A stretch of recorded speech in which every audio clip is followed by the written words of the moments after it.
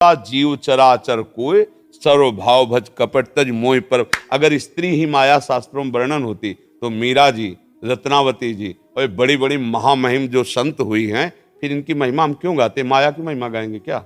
सब उन संतों से कहीं कोई कम नहीं है। चाहे बच्चा संत बने, चाहे स्त्री संत बने, चाहे पुरुष, जो भजन कर रहा है वो सब महामहिम भगवान का है। माया का मतलब है जहां शास्त्र में वर्णन है, मैं और मोर तोर तय माया जे बस कीने जीव। यहां देखो स्त्री पुरुष शब्द आया है क्या? यहां मैं और मोर तोर तय माया जे बस कीने जीव निकाया। और फिर गो गोचर जहां लघु मनु जाई सो सब माया। महाराज जी एक जगह और सुनने में आता है औरत को नरक का द्वार भी कहा जाता है। महाराज जी ये कथन भी। औरत को नरक का द्वार नहीं कहा जाता, औरत को भोग बुद्धि से देखना नरक का द्वार है। समझ रहे? औरत का स्वरूप जो है वो हमारी माँ भी औरत है। अगर स्त्री स्वरूप है तो माँ भी है, मेरी बहन भी है, मेरी पुत्री भी है। भगवान कह रहे, भगवान की बात समझना। त्रिविधम नरकस्येदम द्वारन नाशन मात्मनः कामा क्रोधा तथा लोभा तस्मात् दैत्यम त्यजेत। ये तीन नरक के द्वार हैं, काम क्रोध लोभ। इसमें ना स्त्री वर्णन है पुरुष वर्णन है। अब जहां शास्त्रों में वर्णन की स्त्री को तुम नरक स्वरूप देखो, किसको? सन्यासी बैरागी को। समझ रहे? तुमने सन्यास लिया, वैराग्य लिया है, अगर तुम किसी स्त्री को भोग रूप देखते हो तो तुम्हारी दुर्गति हो जाएगी। जैसे नरक से भयभीत होता है जीव, ऐसे तुम भयभीत रहे, किसी स्त्री को भोग दृष्टि से मत देखना। ये तो बड़ी अच्छी बात है। हमारी माता दृष्टि होनी चाहिए, बहन दृष्टि होनी चाहिए, पुत्री दृष्टि होनी चाहिए कि भोग दृष्टि। देखो ना जो भोग दृष्टि किए राक्षस लोग कैसा बर्ताव माताओं बहनों से करते, भोगा मार के जला दिया, काट के फेंक दिया, ये भोग दृष्टि ही तो है। कोई ऐसा बर्ताव, तुम्हारा जैसा शरीर प्रिय है वैसे माताओं बहनों का प्रिय है, ऐसा कैसे बर्ताव कर सकता है? तो उसने भोग दृष्टि की ना, तो भोग दृष्टि की निंदा की जा रही। ये तुम स्त्री को भोग्या मत मानो, ये इन्हीं से हम लोग पैदा हुए हैं, आकाश से थोड़ी पैदा हुई। यही माताएं हैं, इन्हीं से बड़े बड़े बलवान बुद्धिमान राजा महाराजा ऋषि मुनि सब इन्हीं से उपजते हैं। इनको भोग नरक का आ जाएगा तो हम सब नरक ही तो है ना, हम सब फिर नरक हुए ना, क्योंकि पैदा तो इन्हीं से हुई है ना। कोई भी महात्मा हो आकाश से थोड़ी उतरा है, माता से तो पैदा हुआ है, तो वो माता आप ही लोगों में तो होती है। किसी भी माता से, अच्छा कोई ऊपर से नीचे तक चाहे लोक में देख लो या परलोक में, जननी के सिवा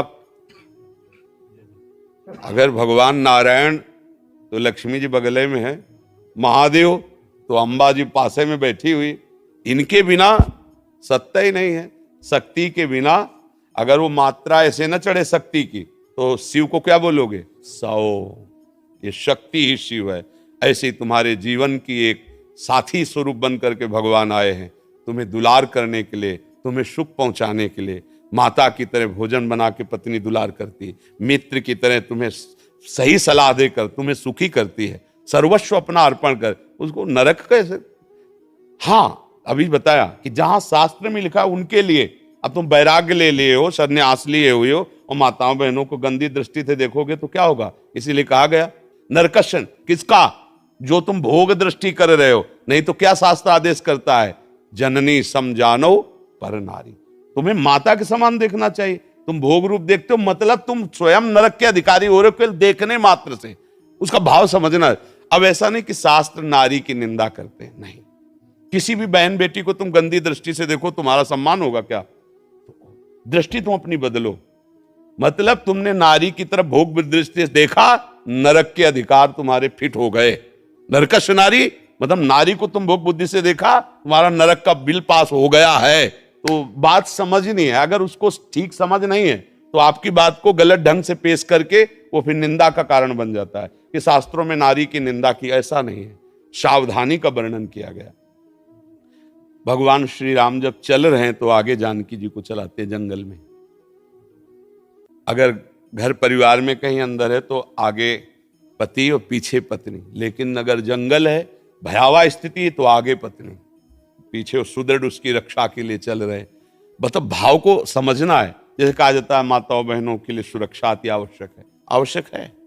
शास्त्रों में जो कहा गया है कि उद्याने च मद्यपाने च राजद्वारे पितागृहे बिना अज्ञान गंतव्यम वरयाचति वरांगना, वो ब्याह के समय कहा जाता है कि किसी जंगल में बगीचे में कभी अकेले मत घूमना।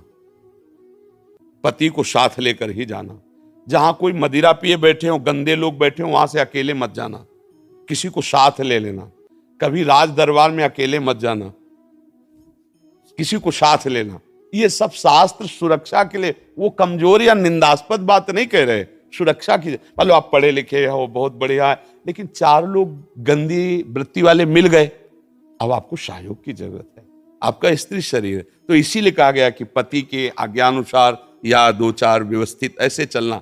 अब उसको अगर हम अवहेलना में ले कि भाई नारी भी स्वतंत्र होनी चाहिए, हाँ पढ़ने लिखने में स्वतंत्र हो, खाओ पियो स्वतंत्र हो, खूब घूमो फिरो अपने परिवार के साथ स्वतंत्र हो। तो इसीलिए जो शास्त्रों में सावधानियां वर्णन वो गलत नहीं है, उनका अर्थ गलत करके आपको बताया जाए तो आपको लगेगा कि शास्त्रों में नारी की निंदा की जा रही।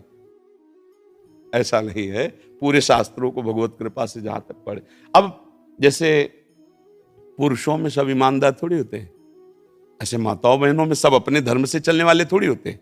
तो जहां कहीं आपके आचरण गलत हो रहे हैं तो आपको डांट लगाएगा शास्त्र, और पुरुष को लग रहा है तो उसको डांट लगाएगा। अब वो सार्वजनिक नहीं है, वो सार्वजनिक सिद्धांत जब पढ़ोगे तो उसमें अलग होगा।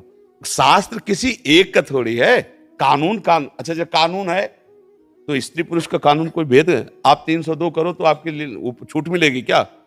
अगर फांसी की सजा है तो तुमको भी चढ़ा दिया जाएगा, भी आजीवन सजा तो तुमको भी मिल जाएगी यदि वयस्क हो। ऐसे ही शास्त्र का कानून है। तो इसलिए कभी ऐसा न सोचे कि शास्त्र मनमानी लिखे, कहीं भी संशय हो कभी भी आकर बात कर ली जाए। शास्त्र का ज्ञान होना चाहिए। अब मतलब कहा क्या जा रहा है उसको समझा जाए। अगर उसको केवल उतनी बात काट के, मान लो पूरी बात हम कह रहे हैं, आप आगे की काट दो पीछे काट दो, बीच की वही बात ले लो, तो अब वो फिर कैसे समझ पाओगे? फिर लगेगा कि देखो कैसे निंदा कर रहे हैं। तो ऐसे ही जो निगेटिव प्रचार करते हैं वो उस बात को लेकर के निगेटिव फेंक दिया, उनको खुद अनुभव नहीं कि किस धरा से बोला जा रहा है। जब आप भजन करो, धरा में आओ, तो आपको भी शास्त्र ये किसी व्यक्ति के द्वारा लिखे हुए नहीं, ब्रह्मबोध संपन्न महापुरुषों के, जो भगवान को साक्षात देख रहे हैं वो लिख रहे हैं। और हम सब बच्चे हैं। बोलो माता पिता डांटते हैं कि नहीं डांटते? तो हमारे शास्त्र पिता हैं, वो हमें आदेश करे ऐसे चलो ऐसे चलो, और उन्होंने हमें क्यों डांट? अब शास्त्र आज्ञा का उल्लंघन करो तो मनमानी आचरण, फिर तो